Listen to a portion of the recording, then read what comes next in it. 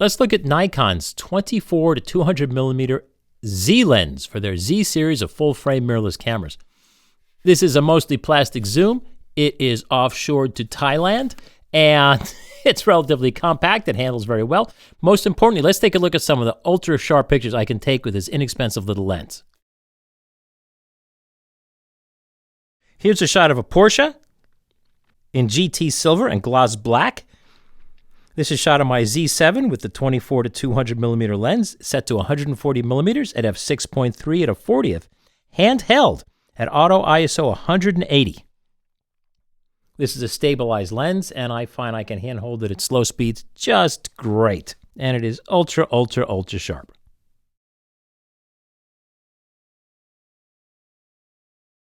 Here's a clubhouse shot with my Z7 with the lens set to 94 millimeters, shot at f6.3 to 250th at auto ISO 100. And I can count every leaf and every little pebble in the landscaping of this clubhouse shot from, I don't know, quite a whiles away, maybe a tenth of a mile, quarter mile away. Here's another shot of a Porsche. Now this lens is so sharp that shot here with my Z7 and my SB400 flash, and this lens set to 75 millimeters at f6.3 to 160 at ISO 64, that as I zoom in, you can actually see the tiny honeycomb texture inside the headlight of this Porsche. So if you can't get a sharp shot with this lens, it's not the lens. This lens, I can make ultra sharp shots, and I don't have to make any apologies for it. It's super sharp.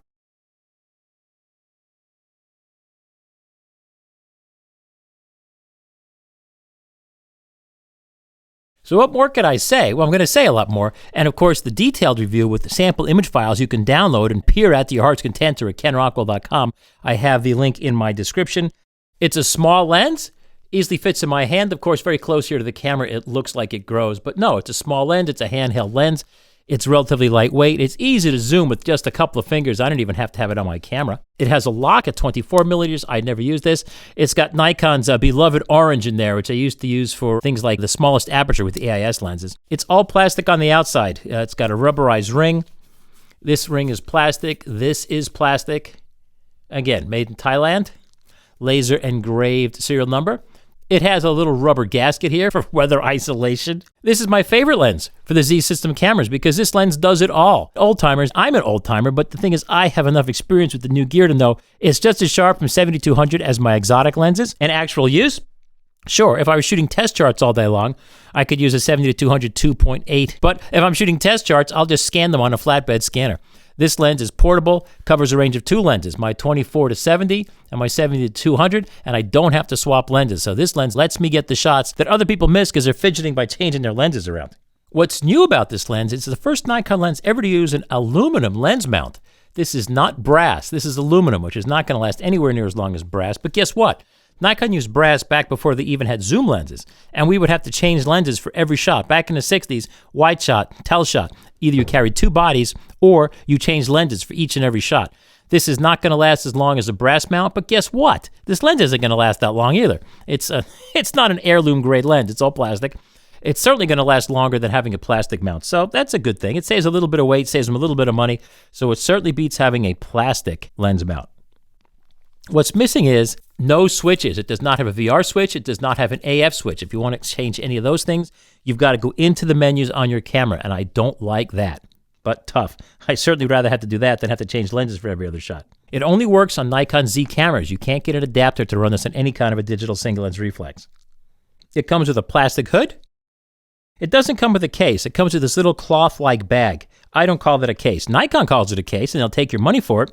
They call it a CLC1. I mean, the model number is bigger than the item itself, but it's just a little cloth bag, and I find a tube sock works better if I just want to throw this in a backpack. Autofocus speed is only moderate, but that's limited also by my Z7, which doesn't exactly win any prizes for fast autofocus. Manual focus is excellent. Just turn this little ring, and always, on the Z system, it always takes charge and will manually override and focus manually. You don't have to make any other settings to get it to do that. Focus breathing, which is the image size changing as you change the focus distance, which is important in making movies. So as you focus between actors and actresses, you don't get the image to get smaller or larger, which makes it seem like the picture's breathing. The image from this lens gets slightly larger at 200 millimeters as focused more closely. It gets only a little bit larger at 135 millimeters as focused more closely. At 105 millimeters, the image doesn't have any breathing at all. At 70 millimeters and wider, the image gets smaller as you focus more closely. So, if you're photographing a major motion picture, shoot at 105, maybe 135 millimeters if you've got to focus in between two actors or actresses, and there'll be no focus breathing. For bokeh, it's neutral. Blur circles are just circles. Here's a shot at f4 at 24 millimeters. This is at 50 millimeters at f5.6, which is wide open. This is at 100 millimeters at f6.3. These are all at the largest aperture of the lens. And of course, if you want the fuzziest backgrounds, always shoot at 200 millimeters at f6.3 and get as close as you can. And that's what you get at that setting. If you shoot it on the Z cameras, there's no visible distortion whatsoever. And guess what? On the Z cameras, you can't even turn off the automatic distortion correction, so we don't know how much distortion is actually there. If I wasted my time shooting RAW, I don't shoot RAW. I just get it right the first time. But if for some reason you shoot RAW and use other than Nikon software to process your files into actual images, they may not correct for whatever distortion this lens has, and you then may see distortion. So be careful and watch for that. Ergonomically, except for the fact that there's no control switches for focus mode or VR, as I've already shown you, I can zoom this with just a finger or two. I can focus with another finger. It's mostly zoom ring. This is a great little lens. I could shoot with this thing for weeks and never be at want for anything. Eye blow. Yes, as you zoom this lens, air pumps in and out. Now, even if this lens is perfectly sealed to your camera, and even if this lens is perfectly weather sealed, and I don't know if they claim it is or not, the point is the air has to go someplace. Otherwise, you'd not be able to zoom your lens in and out because you'd have air pressure you're working against. So the air flows in and out of your camera, and then that airflow will take junk and make it fly in and off of your sensor. So that's the case with all brands of cameras, but it's a reality thing. Just ask yourself, when the lens zooms in and out, where does the air go? It's got to go someplace. Fall off is not a problem ever, although at maximum aperture at 24 millimeters, you might see a little bit if you're deliberately photographing walls, which is a little bit silly. But the cameras have vignette control and do a great job of compensating for that. And if you turn off vignette control, honestly, it doesn't get that much worse. For filters, you don't need any special thin filters. I can get one regular filter on here at 24 millimeters, not get any vignetting, but I can't do anything else. You might want to make sure if you do shoot at 24 millimeters and you're using a neutral density grad or something you rotate, you might want to be careful. I don't recommend using polarizers at 24 millimeters because the sky's natural polarization changes as you look across the sky, and a 24 millimeter lens starts having such a wide angle that you get a weird band across the sky because the polarization effect changes. It's not the lens, it's the sky. It's the way the sky's made. But at every other focal length, I can use more filters. At 35 millimeters, I can stack 2 regular 67 millimeters. I can stack 2 or 3 at 50 millimeters. And at 70 millimeters or longer, I can stack 4 or more 67 millimeter filters with no vignetting. Flare is not a problem. Lateral color fringes, no problem at all. Nikon cameras have all corrected for this automatically since 2007, but be careful. If you are shooting RAW and open those files and create the images with them in other brands of software, then that correction may not exist and this lens may have some lateral color, so be careful. Some people think RAW gives better quality. Not usually, especially for lens corrections with a lens like this. Your RAW probably won't do that for you. Macro is excellent. It gets super close. Here's a shot. This is a full frame image, and I'm zooming in using my software.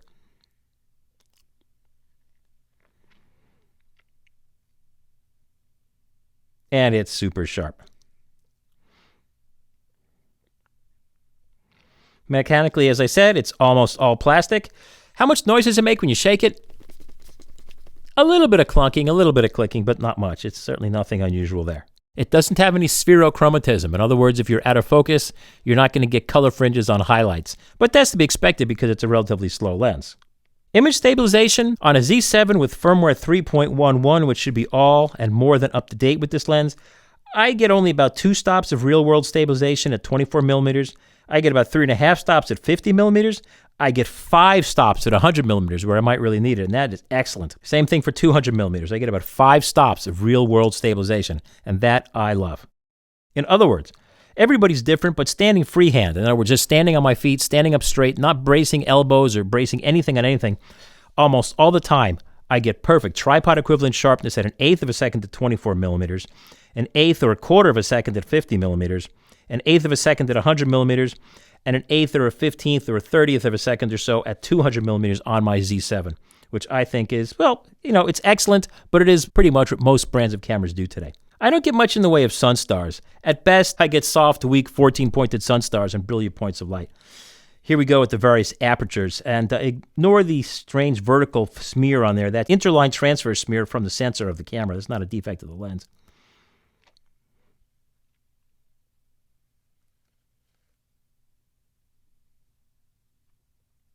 And at f/22, that's about as good as you get. So this is not a good lens for Sunstars. No, you can't put any teleconverter on this lens. Why? Well, because you see the glass comes all the way to the back of the mount, at least at the 24mm end. So Nikon's teleconverters won't work because they have to poke into the back of the lens. Comparisons? Well, to be honest, the biggest comparison should be to Canon's 24 to 240, which admittedly is a much nicer range. It's 20% longer, which I think is significant. But the lens is, actually, it's not 20% bigger. The Canon lens is a little bigger, a little heavier. I greatly prefer that it goes all the way out to 240. It does have a larger manual focus ring, which again, both of these rings can be programmed to do other things other than focus if you want them to. The Canon system is not as elegant. It doesn't always manually focus when you turn this ring. Depending on how you have the Canon camera set, it may or may not just choose to ignore you. But the great thing is, the Canon lens has a stabilizer switch on it. This switch here, focus and control, that sets what this ring does. So I don't know if that really counts. But neither one has an autofocus manual focus switch, which is a bizarre thing not to include. If we compare it to the F-mount 28 to 300mm, which is my favorite, I've owned every single Nikon full-frame lens ever made, from probably 1200mm down to 13mm and 8mm fisheyes and so forth, you'll notice, curiously, they're the same length. I hadn't even thought about that. They're the same length. This is a heavier lens, the 28 to 300. I much prefer 28 to 300 as opposed to 24 to 200, just because the 200 to 300 range I really use. The difference between 28 and 24, who cares? I don't. I'd much rather have the other range. And admittedly, you can get this lens used with the FTZ adapter. It works great and use that on your Z cameras. That's a matter of choice. Quite simply, this lens is a little heavier, a little bigger, and goes a little longer. It's the age-old choice. And of course, prices will vary as time goes on, so I don't need to cover them here. To see the prices, again, go to my website, kenrockwell.com, where I have all the specifics and all the data and all the distortion coefficients and all the everything for all of these lenses, as well as the original files that you can download in their full resolution and print to do what you want with to see how they look for your own personal comparison's sake. And that's all there is to say. I think this is a fantastic lens. It's what I usually have in my Z series of cameras that are full frame. And if you think you want one, you're going to love it. Don't let the weenies say that just because it doesn't cost $10,000 that it can't be sharp. No, it's super sharp. You saw the pictures. That's the proof. Thanks again for watching Ken Rockwell here on kenrockwell.tv. You can get all the precise details at kenrockwell.com. And I thank you again very much for watching.